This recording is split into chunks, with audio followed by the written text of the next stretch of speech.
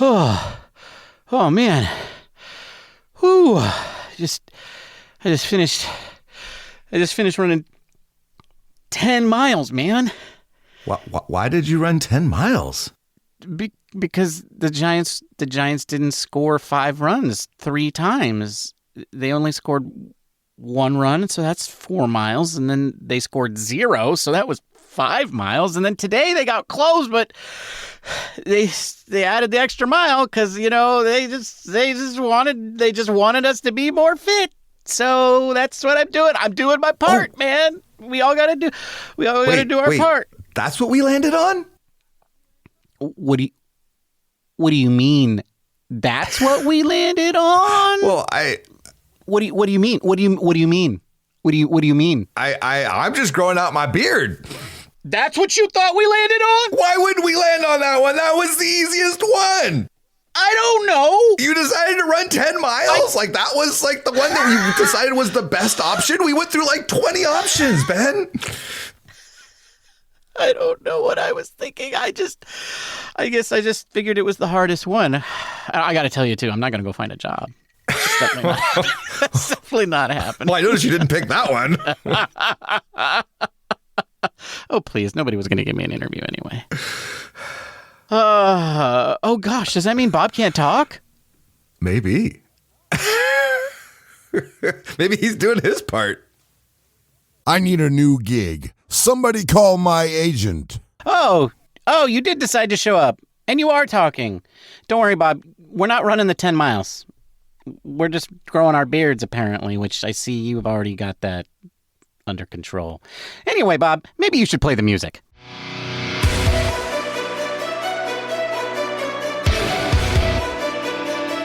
Welcome to Giant Cocktails, where the baseball is mid, but the cocktails are elite. Here are your hosts, Ben and Matthew Henry.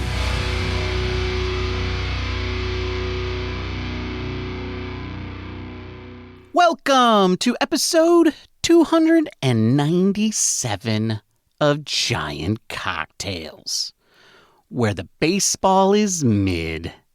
And it is mid, because when you have the best pitching and the worst hitting, it can't be anything but mid. And the cocktails are elite. No doctor's office lollipops this week, folks. I had somebody stop me on the streets and actually tell me that I needed to up my cocktail game. So I used one of their recipes. But anyway, we'll get to that later. Matthew, did you know that tall drink of water Jeff Kent hit .297 as a San Francisco Giant, 29th best in Giants history, and that includes the before times. That doesn't surprise me. He was pretty damn good. Yeah, he was pretty good. He might be the best second baseman not in the Hall of Fame. So, yeah, he was pretty good. Enough with the banter. Let's talk cocktails. Bob, that was barely. That was banter. That was banter. All right, fine. I guess Bob wants us to get to the cocktails. I guess so. I guess he wants the show to be over so he can go look for his own job. Bob, we said we weren't doing that one either. You don't have to do the job. We're not doing the job thing. It's the beards. We're growing the beards. What are you drinking, Ben? Okay. I get it. Well, thank you for asking, Bob. That's very kind of you, I guess. Bob, today I am drinking a cocktail, that recipe that was given to me by somebody else as a suggestion for I decided to name the cocktail after them. So today I am drinking the Malfeasant. And I will tell you what's in a Malfeasant at the end of the episode. What are you drinking, Matthew? I hope we also learn why it's called a Malfeasant, but I don't think that's your friend's name. But anyway, Bob, I'm drinking a Strawberry Gimlet. Simple, but sublime. Tell you all about it at the end of the episode. That really does sound very good, and I hope you didn't screw it up. So don't disappoint me at the end of the show. And I will tell you why it's called Malfeasant I mean, I think it's pretty obvious. I named it after somebody, and they're a malfeasant. Okay. Like, that's sort of self-explanatory. Anyway, today is Sunday, June 1st, as we record this podcast. Boy, Matthew, I certainly hope that the Giants aren't setting us up for a June swoon. It could be a June bloom, Ben. A June bloom. All right. Yes. All right. Well, anyway, today is June 1st. 100 years ago today, Matthew, Lou Gehrig started his consecutive game streak that would end after 2,130 games. A record that I was told my whole life would never be broken, even as it was being broken by the man who broke it. But anyway, Lou Gehrig Day was officially established in 2021 and is observed annually on June 2nd, the date of Gehrig's passing in 1941. The day serves not only to honor one of baseball's greatest players, but also to spotlight the need for the continued research and support for those affected by ALS. Matthew, did you write that script or did ChatGPT? Because I certainly didn't write it. That does not sound like anything I would say or how I would say it. ChatGPT scraped it from some other website. Oh, I see. Okay, so somebody else wrote it. Yes. And, I thought it was interesting just because we went to the same college that Lou Gehrig did, and I just remember like a whole shrine in our sports complex to Lou Gehrig. Yeah. Lou Gehrig went to Las Positas Community College? No. It was Cal State East Bay. Oh, Cal State East Bay. Right. Yeah. Go Pioneers. Woo! Columbia. Yeah, he went to Columbia. But he was an engineer. We were not. No, because there's no way I was doing all those classes. Yeah, we were just college guys. Just college, just liberal arts. But you graduated, so good for you. Did Lou graduate? I don't think so. I think they just claim him. Right. Well, like one day they'll claim me. Yeah, exactly. That's right. That's true. I'm working on it. I'm not really. You have to do a whole swing, though, because right now they totally deny you. Yeah, that is true. Famous podcaster, Ben Henry. No, that's not happening. That's not happening. Anyway, maybe we should talk about the Giants. The Giants, Matthew. Your San Francisco Giants went 2-1 against the lowly Florida Marlins to bring their record to 33-26. And Matthew, for a team that averaged 6 runs in the series, I think we're lucky that they went 2-1. Although I did predict that they were going to score 3 runs in the series and go 2-1. So you weren't too far off.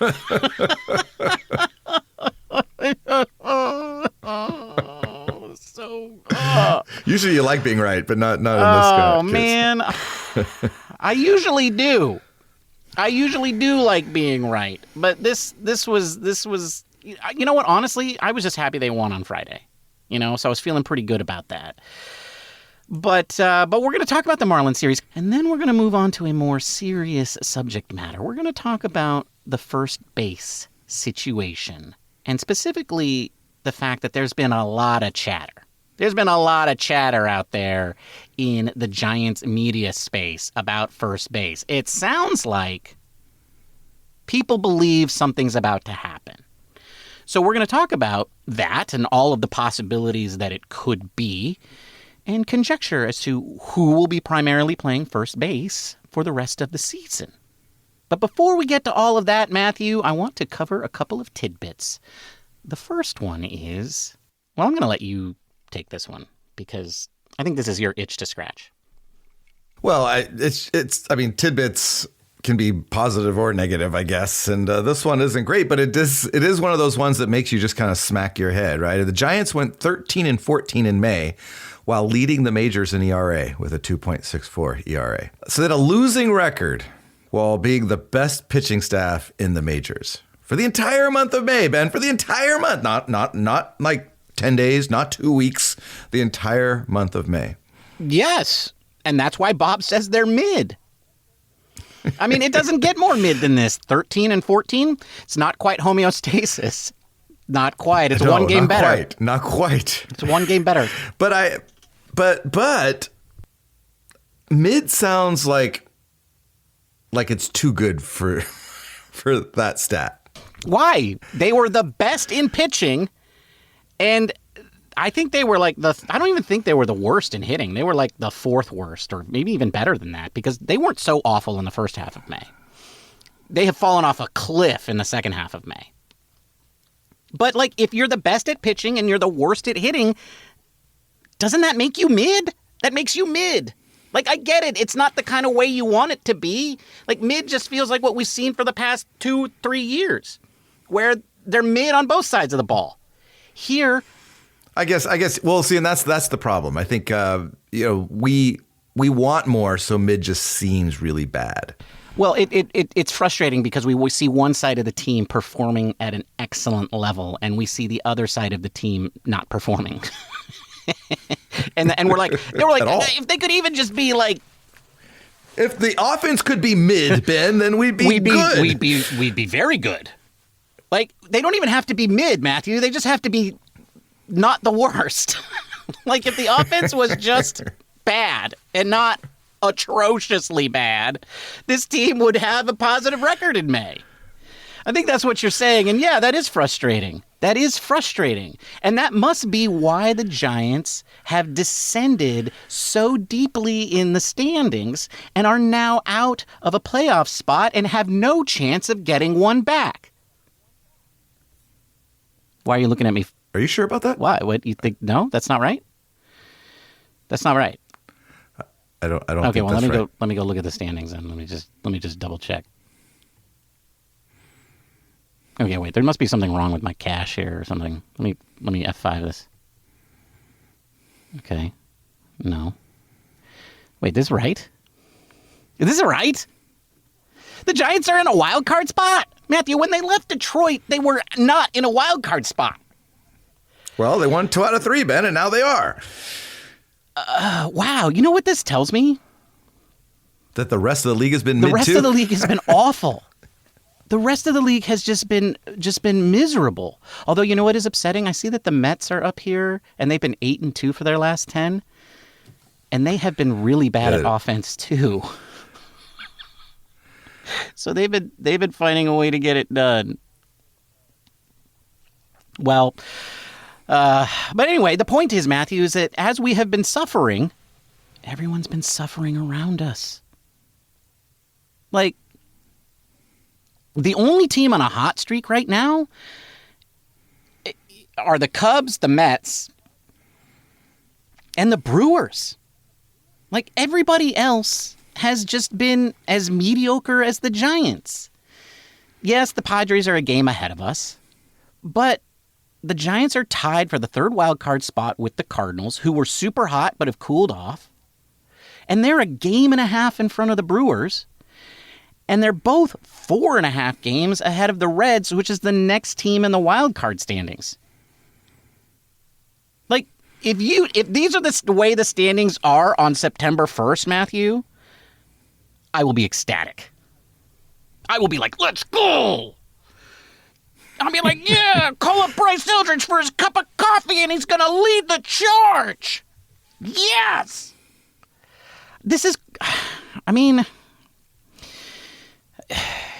I think sometimes. Well, that's how legends are made in September, Ben. Yeah, so just got to stay close. You just got to stay close. You got to stay close. And you know what? Also, Matthew, this gives us hope. Ooh, and hope is a dangerous drug, according to Bob. Yeah, but you know what else? Rebellions are built on hope. Oh, that's like a Star Wars kind of. It is a Star Wars thing. Reference there. Yeah. I'm looking at these the standings, rather. And the one thing that I've always been really I don't know why they do this, is they give you your run differential and then your expected win-loss.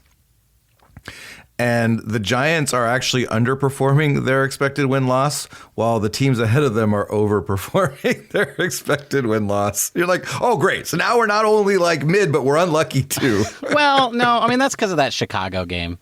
Remember that game where we scored 20 runs in the 11th inning?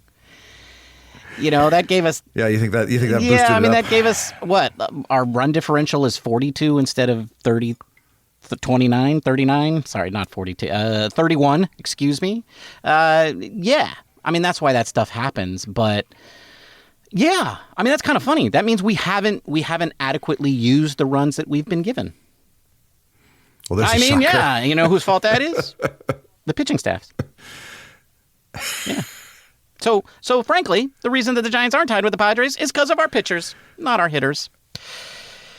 And that's why you look at the standings. My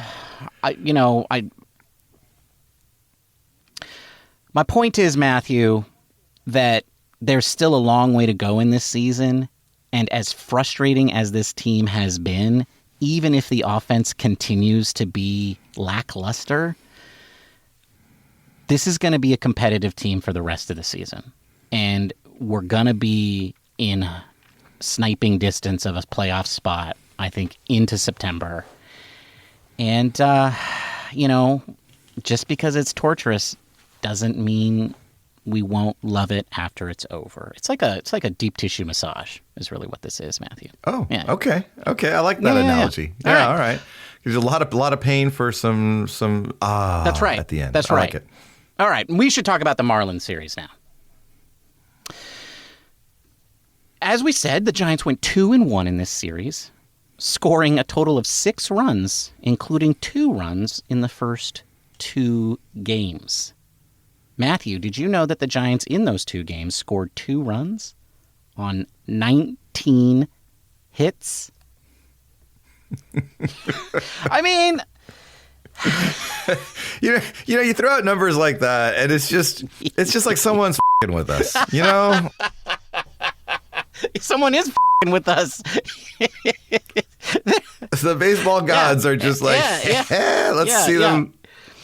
Their names are Yastrzemski, Adames, Chapman, Bailey. Oh, the middle of our lineup? Yeah. Wilmer Flores, who's suddenly like, oh, you like those grand slams? How do you like these double plays? How many double plays has Wilmer hit into in the last 4 days? It was not the whooping that I hope the Giants would give to the Marlins, at least not not overall. Once again, like, the Marlins scored 3 runs in this series. The Giants outscored them 6-3 in the series. They doubled the number of runs that the Marlins had.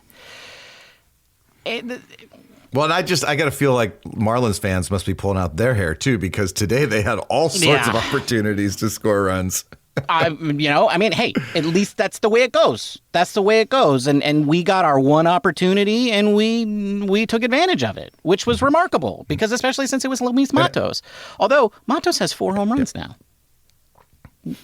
Well, let's talk about him in a second, but I misspoke. I said fans. I meant fan.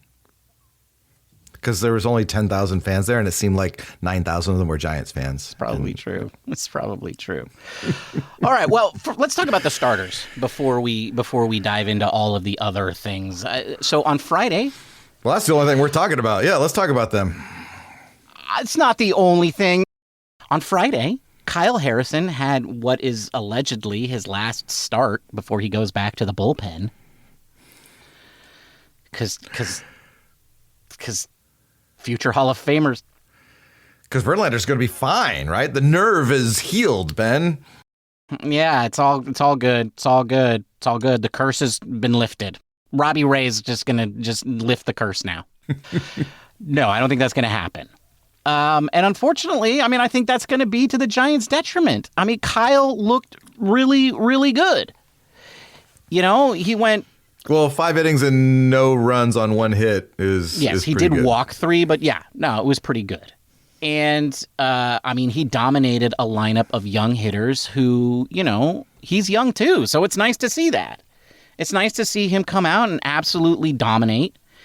And I know I'm beating a tired old 42-year-old pitcher when I say this, but man, I'm disappointed that he's going to go back into the bullpen. Got me thinking, though, did we ever settle on a nickname for him? Like, we're Kaka and Rube, or is it like Harry? Is that it? Yeah, is that the one that we settled on? Harry. No. I'm down for it. Why? Okay. All right. Yeah. Okay. That's it. From next time, we're just Harry. Harry. Yeah. All right. Well, Harry did very well.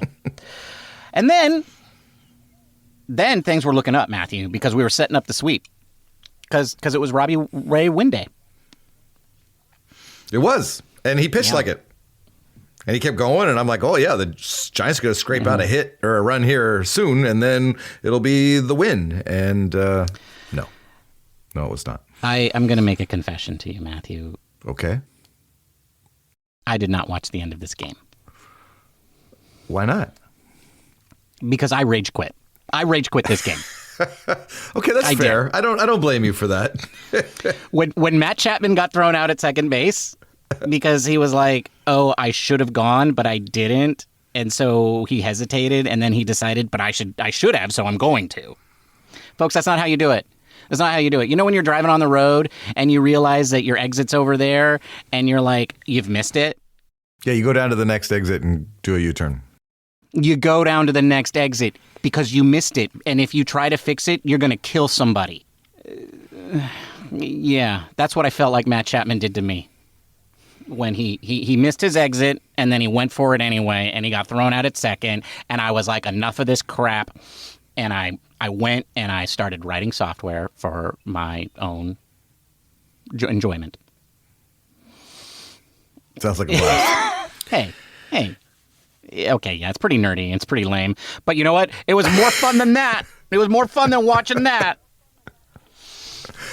Well, I thought, as I'm sitting there, I'm like, clearly the Giants hitters didn't get the memo that it's Robbie Ray win day. No, they didn't. They didn't. And I at some point, he's probably in there going, hey, guys, it's Robbie Ray win day. But you know who else didn't get the memo? The Marlins outfielders. Oh, man. Yeah. I mean, Fitzgerald getting robbed of the home run. And then the dude all acted like Spider-Man, robbing Jung-Hoo Lee of extra bases against the wall. Yeah. I mean, it was impressive, but not what you want to see when you're struggling to score runs. I mean, it's infuriating. It's like, you guys are the Marlins. Stop trying.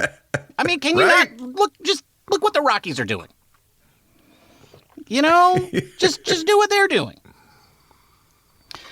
And then today, Matthew, as we record this podcast, my boy, Hayden,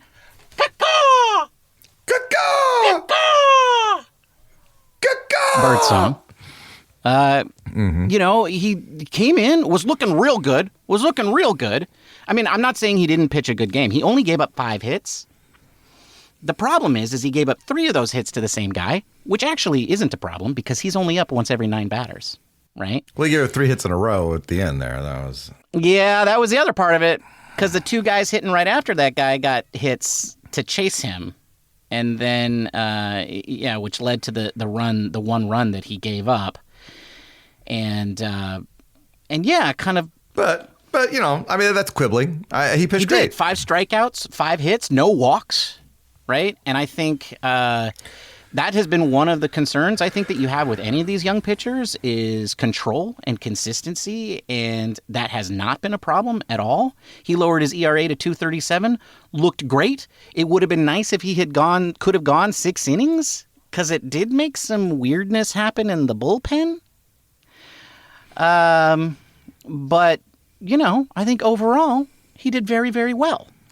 And when you've got the best bullpen in baseball, you know, let those guys cook, right? Well, yeah, but apparently you got to let the worst guy in the bullpen cook every now and then things get a little dicey. Well, who's the worst guy in the bullpen? Jordan Hicks. Yeah. Well, I mean, yeah, it certainly seems like the Giants don't really know where he fits in the bullpen, does it? Well, considering he hadn't pitched in a week, you know, so he goes in and walks 3 consecutive batters. It showed that he hadn't pitched in a week. Well, yeah, I mean, maybe they wanted him to go in some higher leverage situations, and they didn't have any because you got to be winning baseball games. It was like Camilo didn't make any appearances in Detroit. I don't think they want him in higher leverage situations because he doesn't miss bats the way you would want, you know? And so, of course, you know, he doesn't throw strikes. I feel like you gotta you've got a 4-run lead at that point or whatever there was, or at least a 4-1 lead. Throw strikes, man. Make them do something. And instead, he just puts guys on, and it was infuriating. Well, especially when you're throwing 101 and 102 miles an hour, which he was doing again today. Exactly. So just, I don't know, maybe he dials it back a couple miles per hour and throws a freaking strike. I don't know. I'm not a pitching coach, but geez, man, that's just infuriating. And then you had Tyler Rogers come in and ultimately got him out of it, relatively unscathed. But geez, man, it's just, I don't even want to see him out there. Well, I mean, and that's part of the problem of getting put into a bullpen that's full of elite performers, right? Well, I think even Tristan Beck at this point is more reliable. I would agree with that. And I think that this is kind of a conundrum at this point, is like, how do you find innings and reps for Hicks when you have a bunch of other guys who are that much better? And I think the point is that we would have liked to seen him in some low leverage situations, but because our offense can't score runs and our pitching staff doesn't allow any runs, there's no such thing as low leverage situations anymore for this team. Every situation is high leverage because every game is close. Every game is within a run or two. I'm sorry, he came in with a 3-run lead, man. That's about as non-leverage as you should get in a major league game, right? And just, I don't know. I'm done with Jordan Hicks. I'm tired of him. Wow. Well, okay. All right. I'm not, but yeah, I guess we should trade him for Aaron Judge. Yeah, right. Well, I don't know. That's the problem, right? You're stuck with him. There's not a whole lot you can do. But I don't know. Anyway, enough about Jordan Hicks. I think the Dodgers would take him. Oh, they would at this point. I think the other bright side of today's game, though, was Luis Matos, which is impressive because the guy doesn't get a whole lot of playing time. He finally gets to start, and he had 2 hits, the big home run. He had a really nice catch, in center field, running to his, I guess, to his left if you're facing the field, to right center field. I mean, it was a really nice run, and I feel like in old school baseball would be like, oh well, he's played well, he'll earned another start. But we won't see him again for another week.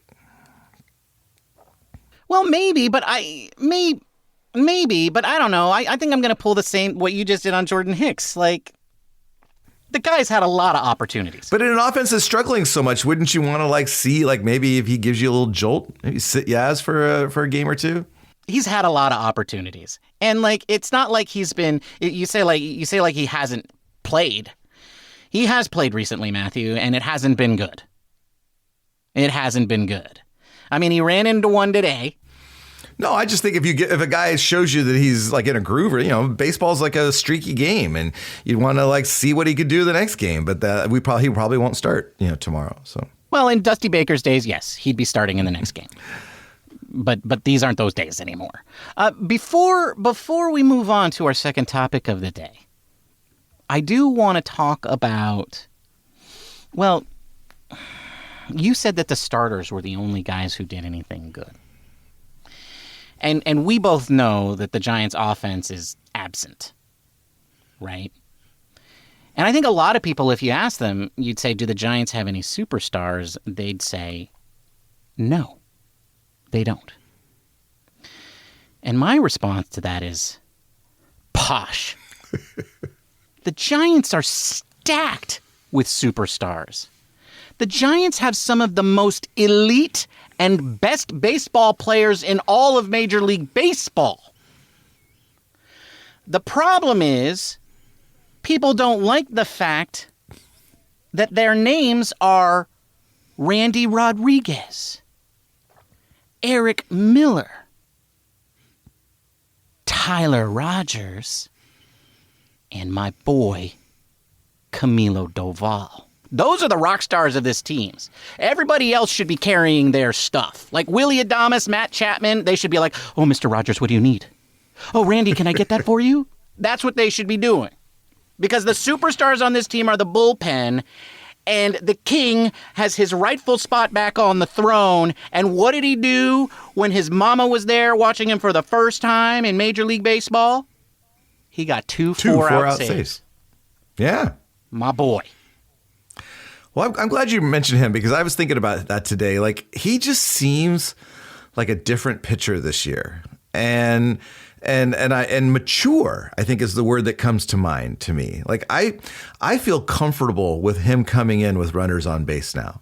That didn't used to be the case. I used to be like the argument, oh, you need a clean inning for Camilo. For him to come in at the beginning of the ninth, don't make him put him in a situation with runners on base. I don't feel that way anymore. I feel like, when he comes in, he's gonna do the job, and he has been. So that's been great. I totally agree. I mean, that is what you wanted from Camilo, because you're like, okay, the chances that he's going to walk a guy is very, very much possible. And likely, in fact, and then it's just going to be all hopes and prayers after that. But no, he's on a different level. You know what I thought was really interesting though about this series and his mother being there? Like, I remember distinctly when he made his major league debut, and for me as a fan, it was love at first sight. Like, he debuted in Miami. In 2021, that's where he made his first appearance with the Giants, and it was in a 1-0 game, and he came in the 7th inning. He got a hold. He struck out 2 in an inning and gave up no walks and no hits, and I've been in love ever since. And it was nice to see him, because I do agree. Like, he is a much more confident pitcher now. I'm not afraid when he comes in with base runners on, and yeah. So, like, I know it's not the sexiest thing in the world, man, but, like, let's all relish in the fact that we have 4 or 5 studs on this team. They just all happen to be relief pitchers. All right. We got to do it, Matthew. We got to talk about the first base situation. And I know we've talked about it all year, and Giants fans, you've heard people. You've heard people. You've been down in the echo chambers and you hear people yelling. You hear your voice echoing back at you, but you hear a lot of other people yelling the same thing. First base is a problem. A lot of you have been writing that yelling that since the spring. Well, Matthew, I've been noticing there's been a lot of chatter. There's been a lot of news. There's been a lot of talk that it sounds like the Giants are ready to make a change at first base. So here's my question for you. Who's going to be playing first base for the San Francisco Giants? Late Night Lamont. Bob? Look. I hate to break it to you, buddy. I don't think it's going to be old late night. He hasn't even been late morning lately. Bob, I think the only person that agrees with you anymore right now is literally Buster Posey. I don't even think Bob Melvin agrees. Because he just hasn't been playing as much recently. So right, well, you got Casey Schmidt playing a lot. But, I mean, that hasn't been any problem. That hasn't solved the problem. So what else could there be? Well, okay. I think there's a few answers. Like, first of all, I think Casey Schmidt is the answer right now. And I don't think they care about lefty and righty, right? Because, like, Lamont has been so bad, it just doesn't matter. It just doesn't matter. So for right now, I think Casey Schmidt is the answer. But Gerard, he's on his assignment, his rehab assignment. Second one, they shut him down on the first one because he was feeling some soreness. But he is in the middle of that now, and I think he's eligible to come back at any time. Yeah, no, I think there's been talk about him coming back this week, maybe even during the Padres series. So I think you will see Gerard in the lineup a lot, possibly at DH, I think, initially, right? Maybe just to ease him in, but maybe I'm just conjecturing. That's what rehab start should be for. So I think that's the first answer. It'll be interesting to see what the Giants do with the roster then. I don't think Lamont Wade is going to be cut at that time. I think you're going to see either Casey Schmidt or Christian Koss be sent down at that time. That's the first step. Well, I guess that's the second step after the Casey Schmidt solution. What happens after that, though, is pretty interesting. Well, Marco Luciano playing first base was a pretty interesting development. That was a very interesting development, right? I mean, He made it. Which I think is funny because like they're all Bryce Eldridge, it's going to take him years to learn first base. We got to be just patient with him while he learns the position. And they're like, hey, Marco, how'd you like to play your third position in 2 years? Well, you see, Matthew, that's because one of these is a shiny, bright future prospect. And one of those is a tarnished former prospect. Yeah, exactly. Right? Like, the problem with Luciano is that he doesn't have a path to the majors right now. Although, I mean, I might argue, like, why not swap him and Matos? Like, what could the harm be there? But here's the problem with Luciano. Luciano is in his last option year, right?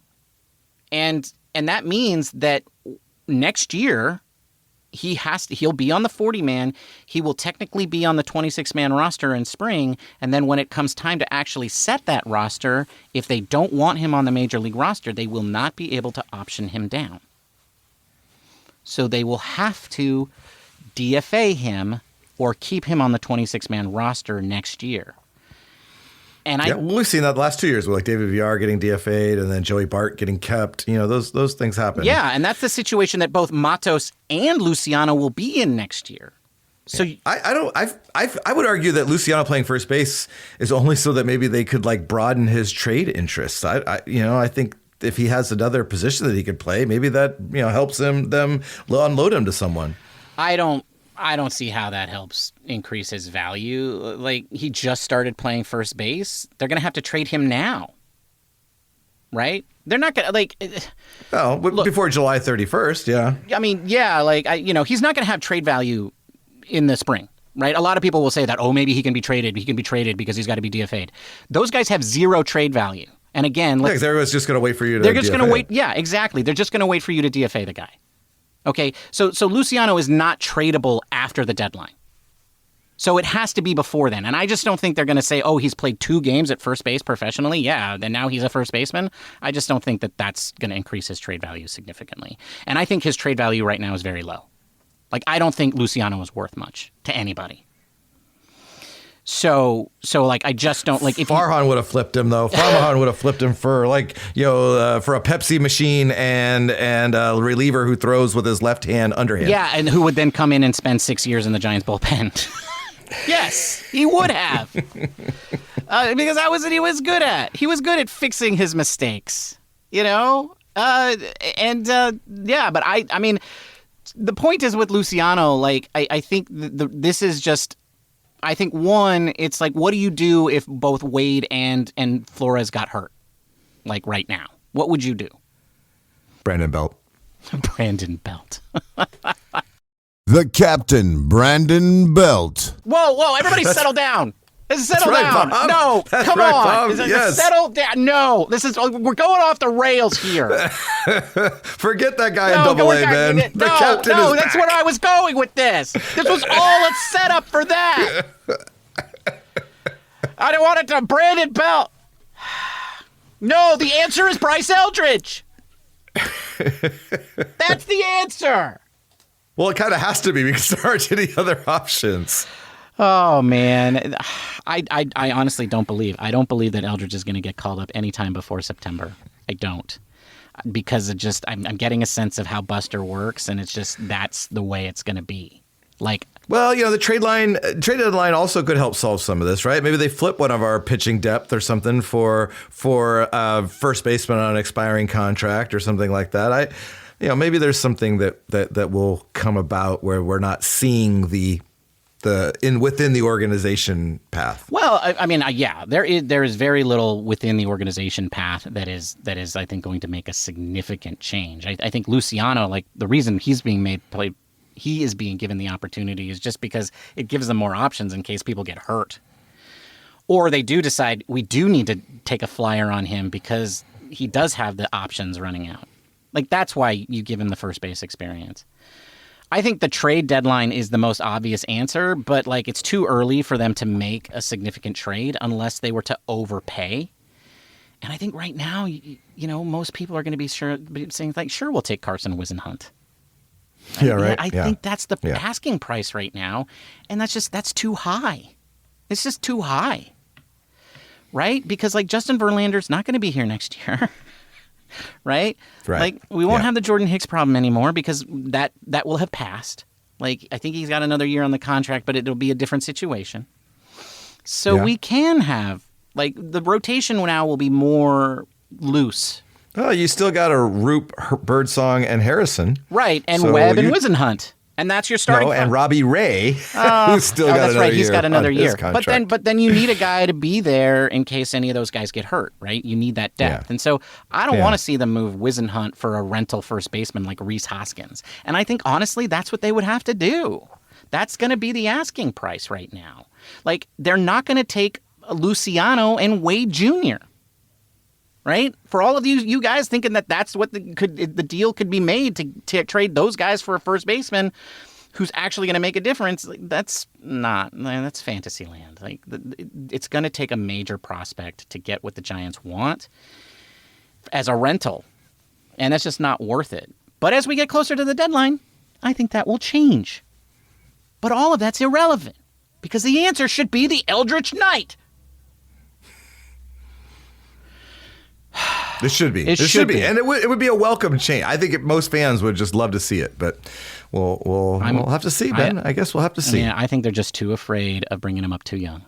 They're just terrified of that possibility, and they don't want to screw it up. They don't want to screw it up. Yeah, so I think they'd be willing to just give the whole year away and we'll bring him up as a 21-year-old, maybe. I think that's where they're at. All right, well, that's that. But now we need to talk about our upcoming opponent. These guys. Yeah, we're trying to get back into the division again, Ben. Last time we played it didn't go so well. No, it didn't. They embarrassed us. They embarrassed the Giants lineup. And here we are. The Giants at that time, the Giants lineup was like, hold my beer. That's right. You think that's bad. Then now they're just waiting for the Padres to come around again before they start hitting again. That's it. But that's right. I mean, they're right in front of us. They're right there in front of us in the wild card and in the National League West. The San Diego Padres. They are 13-14 on the road. And let's see what in game one it is Kolek. Who's Kolek? Is that the Vogelsong guy? I have no idea, but he's 3-1 with a 4.11 ERA. So, oh God, that's too low of an ERA. It needs to be up around 7 or 8 for the Giants to have a chance. yeah. But luckily we got Logan Webb, so that means he's going to give up a run in the first, and then maybe a run in the third, and then the Giants are going to lose 2-0. Hey, but game 2 is TBD versus Roop. I like my chances against TBD. That's right. I like my chances against TBD too, especially with Roop, because he has been pitching really well. And then in game 3 we have Pavetta versus Harry. All right, yeah, okay. Didn't Pavetta just dominate the Giants last time? Oh man. But we got his number now. We know. Do we? Wasn't he the guy that Bailey was stealing not the signs from? He was stealing the grip on the ball. Oh, I think so. And then he acted like a because then he was guy. like, haha, I hid my glove better. Haha. Well, he's a ha. I'm the guy that had to have my dad come out and tell me that I was being a dummy and showing everybody my pitches. And then I did what I should have been doing anyway. I hid the ball in my glove like every other pitcher on the planet, including 11-year-olds. And then you couldn't see it. So you suck, not me. And then the Padres won because he's right. Isn't it time for the booze, boys? I guess. We need some booze. After I already drank it all. I drank. Okay, you're right, Bob. What are you drinking, Ben? Wow, Bob. Well, as I told you at the beginning of the show, I am drinking a cocktail that I am calling the Malfeasant, the recipe of which was given to me by my friend who plays Dungeons & Dragons with me on Sundays, and is now listening to the show on the regular and commenting on YouTube, folks, because he can't get enough telling me in person. And if you want to talk to us, then you have to use YouTube, so you can go there and leave comments. But anyway, what is in a Malfeasant? Well, a Malfeasant, Bob, is just a old-fashioned with a twist. Well, not a twist with a shake. But anyway, here's what it is, and here's how you make it. A Malfeasant is basically an old-fashioned, but with an egg white. How do you do that? Well, you take 2 ounces of bourbon, a 1/4 ounce of simple syrup, or however much simple syrup you like in your old-fashioned, 2 dashes of Angostura bitters, and 1 egg white. You're going to put all of those ingredients into a shaker with no ice, and then you're going to do a dry shake for 10 to 15 seconds. Then you're going to open that shaker, and then you're going to add ice, just like you would with a shaken cocktail, and you're going to shake it until chilled. Then you're going to strain that into a prepared rocks glass with a single large chunk of ice and garnish it with an orange twist, as you do, and 3 brandied cherries because you're awesome and you deserve it. And basically what this is a very creamy old-fashioned, and it's a wonderful twist on a traditional cocktail. And I admit, Malfeasant, it is a lot better than a Dr. Pepper's lollipop. And that's what I'm drinking today, Bob. A Malfeasant. That's a tasty cocktail. I really did enjoy it. It was very creamy and refreshing, although I did drink it faster than a usual old-fashioned. As one does when it's got an egg white in it. That's true. That's true. It was very, very good. What are you drinking, Matthew? Bob, I'm drinking a Strawberry Gimlet. Gimlet is a very simple cocktail of gin, lime juice, simple syrup. But I'm doing 2 ounces of gin, 3/4 ounces of lime juice, 3/4 ounces of strawberry syrup. I also added 2 dashes of lavender bitters in there just to up the floralness of it a little bit, but that's optional. You don't need to do that. You take all those ingredients and you put them into a cocktail shaker with ice, shake for 10 to 12 seconds, double strain into a chilled coupe glass, and garnish with a fresh strawberry slice. To make your syrup, a pound of sugar and a cup of sugar and a pound of cut up strawberries. You leave them in your fridge overnight, mix them up in the fridge overnight in an airtight container. And the next day you have some delicious strawberry syrup. So that's what I'm drinking, Bob, a Strawberry Gimlet. That's a tasty cocktail. It is. It's actually really good. And it's nice how you can just put a little twist on a classic and make it your own. Matthew, you didn't screw it up. Good job. Thank you. And that's a wrap, folks.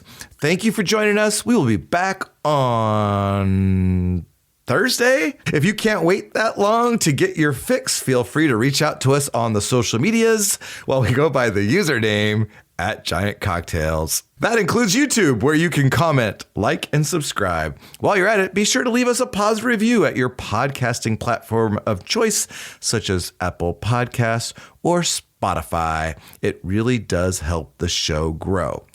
Ben, it was great talking Giants with you. Until next time, cheers, my friend. Cheers, Matthew. Bye, everybody. Goodbye.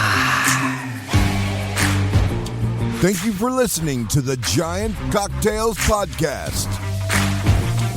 Until next time, bottoms up.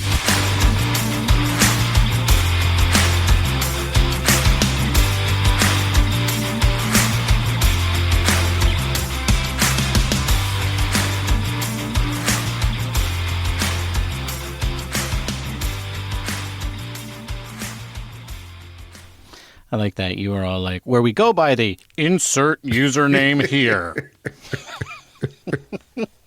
Wait, I'm not supposed to read that. I mean, where we go by the name Giant Cocktails. That was very nice. That was very nice. That's where I'm hoping you'll use your editing magic to make me sound smart. Oh, I'll use my editing magic, all right. Oh, I know you will. I know you will. I will use my editing magic. My brother's the best brother in the whole world. Yeah, say that. That'll be good. Yeah, right.